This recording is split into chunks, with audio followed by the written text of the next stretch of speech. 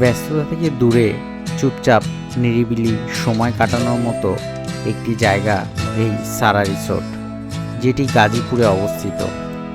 সুপরিচিত এই রিসোর্টটি প্রকৃতিকে সমুন্নত রেখে প্রকৃতির মাঝেই গড়ে উঠেছে।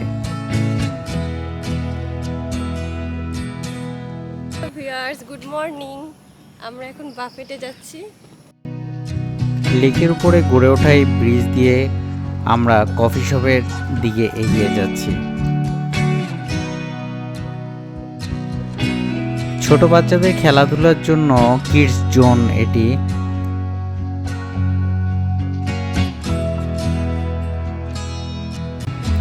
আমরা রাজা টাওয়ারে ছিলাম, তো রাজা টাওয়ারের টপ ফ্লোরের ভিউ এটি, যেখান থেকে সরাসরি সুইমিং পুল দেখা যায় এবং ফ্রন্টে এদের যে শপিং মলটি রয়েছে সেটি দেখা যায়।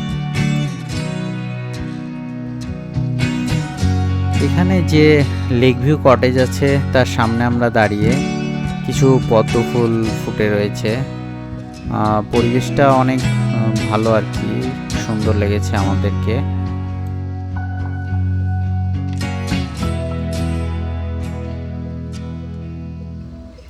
আমরা হাঁটতে হাঁটতে চিড়িয়াখানার দিকে এগিয়ে যাচ্ছি।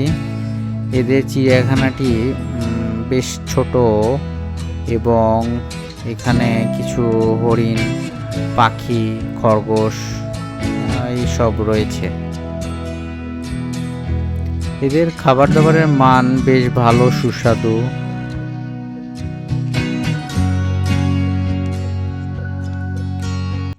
কনফারেন্স রুম অনেক। আমরা এখন কনফারেন্স রুমের সামনে। এই ছোট্ট লম্বা লেকে বোটিং এর ব্যবস্থা রয়েছে।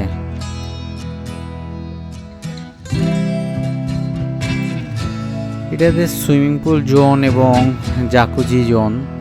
সুইমিং পুলটি বড় ছোট দুই ভাগে বিভক্ত। অন্যান্য রিসোর্টের মতো এদের সুইমিং পুল এবং জাকুজি কমপ্লিমেন্টারি। আমরা এখন চলে আসছি সুইমিং পুল জোনে।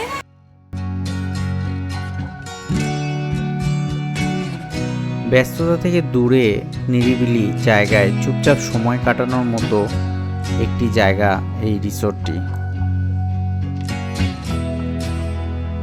গাছপালার আধিক্য এই রিসোর্টটিকে অনন্ত এক সৌন্দর্যে পৌঁছে নিয়ে গেছে।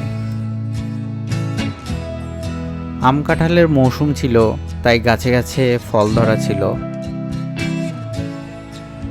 বিশ্রাম গ্রহণের জন্য কিঞ্চিত ছোট্ট একটু আয়োজন।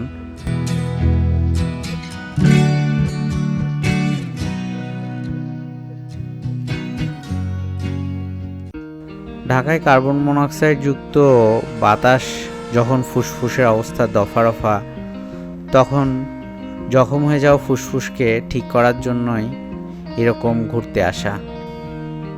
এদের প্রেসিডেন্সিয়াল ভিলার সামনেই বসার জায়গাটি, এবং এটা হচ্ছে 2 নাম্বার রেস্টুরেন্ট।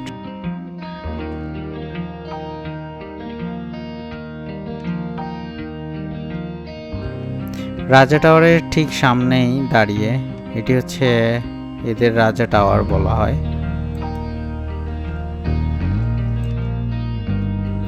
হাতের বাম পাশেই এদের সুইমিং পুল জোন এবং রেস্টুরেন্টটি রয়েছে।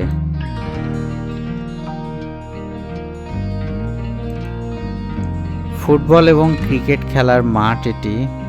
এর পাশে একটি বড় লেক রয়েছে, ডান পাশে পার্কিং জোন। এই লেকে ফিশিং আর বোটিং এর ব্যবস্থা রয়েছে। আর আমাদের হাতের পাশেই কোরাল রেস্টুরেন্ট।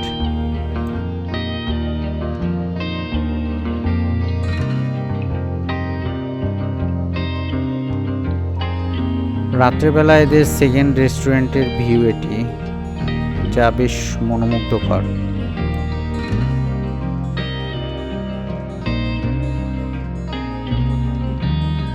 শুধু এখানেই থাকবো, ফিরে যেতে মন মাহি চাইছে। এই যে আজকে আমরা এই দুইটা লাইন মানে বসে বলতেছি, যখন আপনারা আসবেন আপনারা নিজেরাও এই দুইটা লাইন মনে হয় যে এমনিই বলতে থাকবেন। ডিনারের ব্যবস্থা আছে, ওখানে আপনারা মানে ব্যান্ড শো আছে, আপনারা ওখানে গান শুনতে পারবেন, রিকোয়েস্ট করে যে কোনো গান শুনতে পারবেন। হচ্ছে আমাদের রুম ভিউ, সারা রিসোর্টের রুম ভিউ। তো রুমটা মোটামুটি বেশ ভালোই আছে, তো আমাদের ভালো লাগছে আর কি। আর রুমে প্রয়োজনীয় সব কিছুই দেওয়া ছিল। এখানে রাত্রেবেলা আর কি ভালো লাগতেছে, পিছনে বাগি সার্ভিস যাচ্ছে। তো আমাদের একটা ইচ্ছা ছিল যে সারা রিসোর্টে আবার আসা, পর সুযোগ হয়েছে, আবার চলে আসছি। তো ভালো লাগতেছে আর কি, যখনই আসি নতুনের মতো লাগে, নতুন ফিলিংস। এই লেকের উপরে যে কফি শপ আছে এদের, এটা যথেষ্ট আমাদের ভালো লাগে এবং রাত্রে 2-3 ঘন্টাও দেখা যায় যে আমরা এখানে কাটাই দিই। তো ভিউয়ার্স, আপনারা সময় পাইলে অবশ্যই এখানে চলে আসবেন। এত বড় এরিয়া, আর এখানে সব সময় বাতাস, এনভায়রনমেন্টটা আপনাদের অসাধারণ ভালো লাগে। প্রিয় ব্যাপার হয় যে আমরা যখনই এখানে আসি হালকা ঝিরিঝিরি বৃষ্টি পড়ে। আজকেও বৃষ্টি হচ্ছে কিন্তু।